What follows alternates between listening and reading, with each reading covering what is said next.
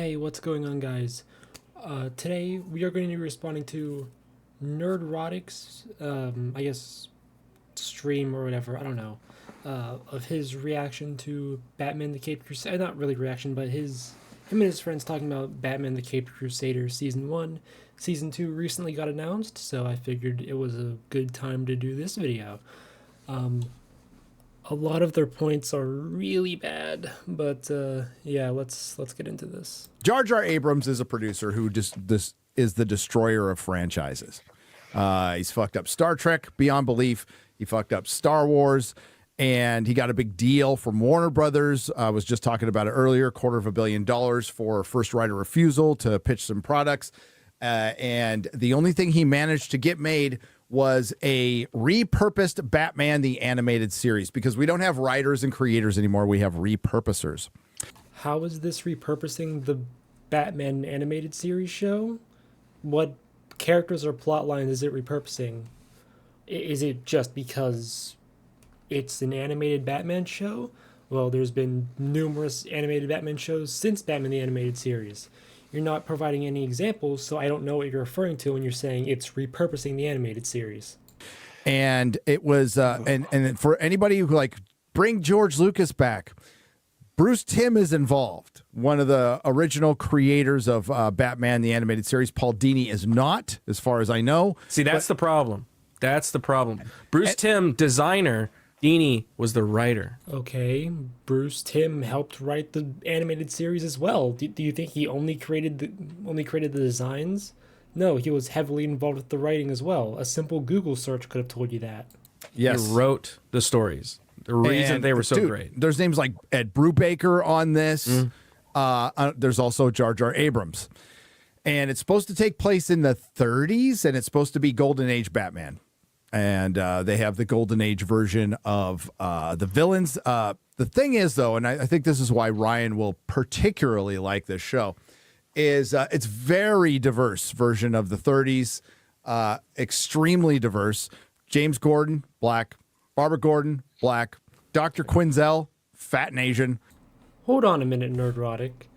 Didn't you say in your review of the Batman that DC is fantasy? They don't live on our world, and they're on a different planet than us. They're fantasy. Wasn't that your entire complaint about the Batman being grounded? Hold on.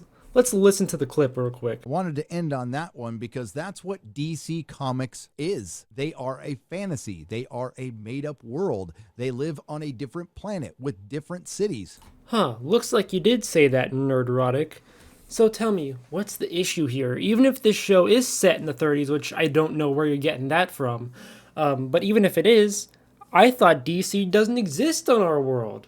I thought they were set on another planet different from ours, so why does it matter how accurate it is to our 30s? This is DC, like you said, it's a fantasy world. They don't live on our world. So, why does it matter, Nerdrotic? Tell me. Yeah. Penguin, woman. Penguin, Oswalda, Cobblepot. So you saw that. And then Eswalda Gobblecock. Yeah.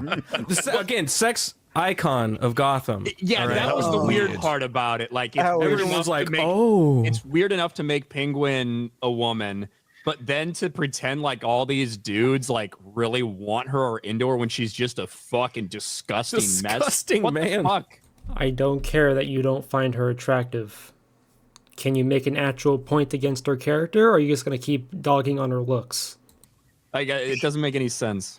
They robbed the gravitas that the character's supposed to have. Penguin is usually like, you look at him and you're thrown off because he is ugly, and then he also has this menace to him, right? None of that is there with this. They're trying to make her charming, and it's like you have destroyed any concept of what the Penguin's supposed to be with this interpretation. I think this is a drag queen.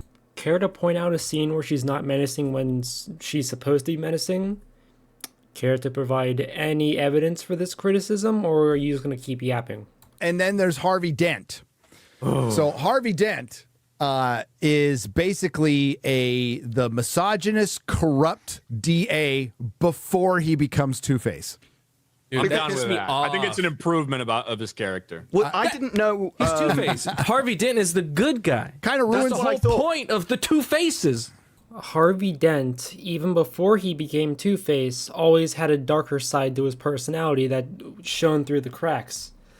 That's always been there even before he gets acid thrown in his face.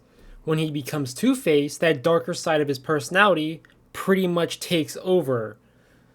That's what Two-Face is.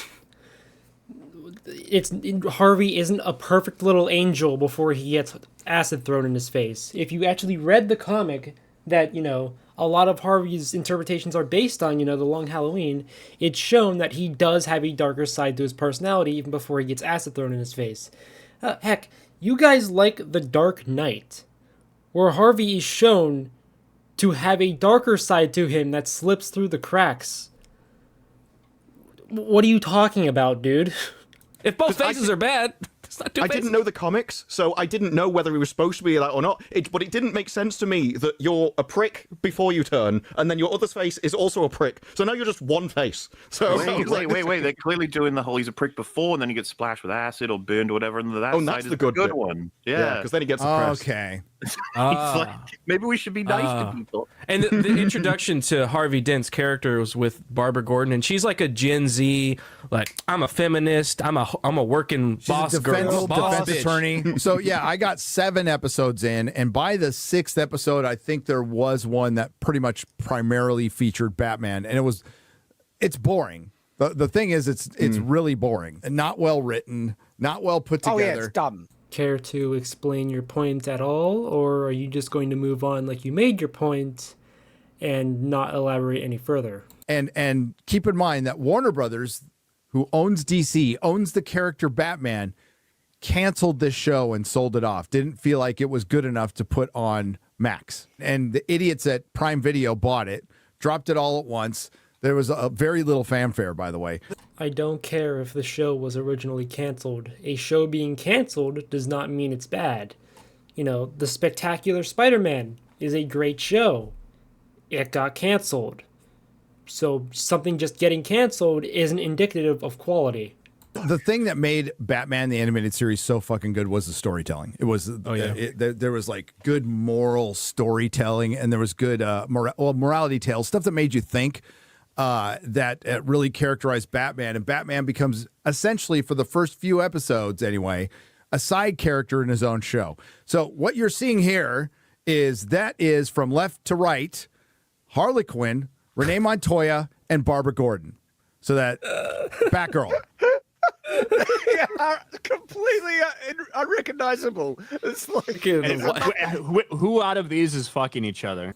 Care to make an actual point against any of their characters, or are you just gonna keep insulting their designs? All of them. I'm assuming. Well, just all I mean, of them. it's already come out that 2 of the 3 are lesbians, and I already have the wiki prisoner of the moment people on Twitter going, it's that way in the comics, and yeah, it sucked. It sucked in the comics too. New 52 sucked balls, and it sucked then. It sucks now. But they were never, other than Barbara Gordon, probably make her lesbian too. Why the hell not? Yeah. They're all U-Haul drivers, okay? Robin's gonna be gay, and Alfred's probably gay. You guys really can't come up with any actual criticisms for the show, can you? Alfred's fat and gay. The moment you get Penguin, turn it into a woman and start trying to pretend she's a criminal genius after we've proved she's an idiot. All you guys did was complain that she's a woman and that you didn't find her attractive. And I guess that she wasn't menacing, even though you guys didn't point out any examples of when she should have been menacing but wasn't. You guys never proved that she's an idiot.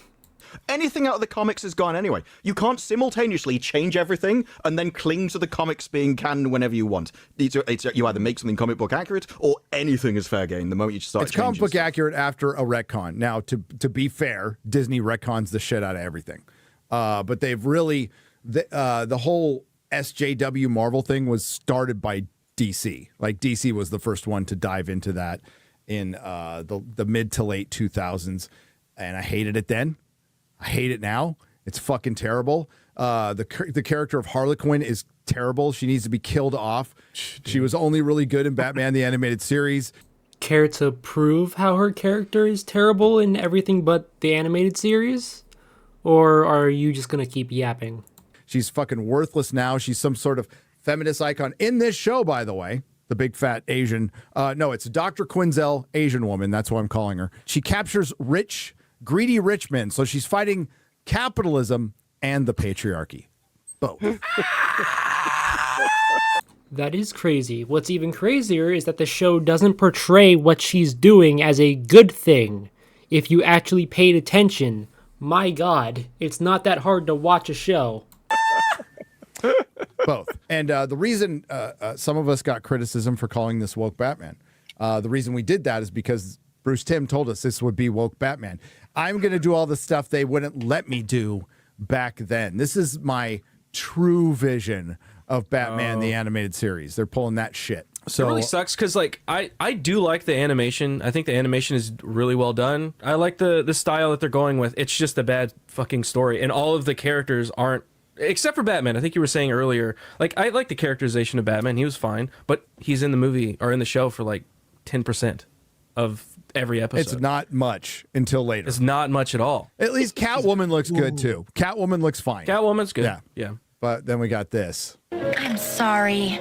Tell you what, meet me later at Hopper's on Wilson and Lowry. We'll pick up where we left off.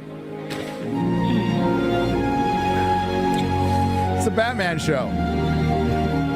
But we've been following Renee Montoya on a date. She's the lead detective now. We see more of her than James Gordon. It's freaking terrible. I understand that Montoya may be offensive to you, and I'm very sorry she offends you. But this is not an actual criticism. You haven't pointed out a flaw with her writing. All you've pointed out was the fact that you don't like what she's attracted to. Now, was that from the comics and the retcons? Sure. Like, except for, I don't know. I haven't read the DC comics. Have they made Dr. Quinzel a fat Asian woman? Yeah, was that in the comics? No, but she's not a fat Asian them woman, becoming she's definitely lesbian lesbian. and Poison Ivy and like they're all. I mean, pretty much everybody's a lesbian. Point out an actual problem with the relationship in the comics, because believe it or not, just saying you don't like what someone's attracted to isn't an actual criticism. Or gay in DC now. So How much of this you reckon is Jar Jar's vision? How much is it attributed to him that or was he just getting a paycheck phoning it in? He's an executive producer, and I think Bruce Timm did write an episode, so he is involved. But like Brubaker, executive producer, I think they just threw a bunch of names on this, and it's just people who have done cartoons over the last 10 years who have worked on it. It feels like written by committee, all the check boxes ticked, and a DEI intersectional wet dream. Yeah, I think this is another thing that'll be just completely forgotten. We'll see. Oh, yeah. Well, considering that season 2 is right around the corner, it looks like your prediction is wrong.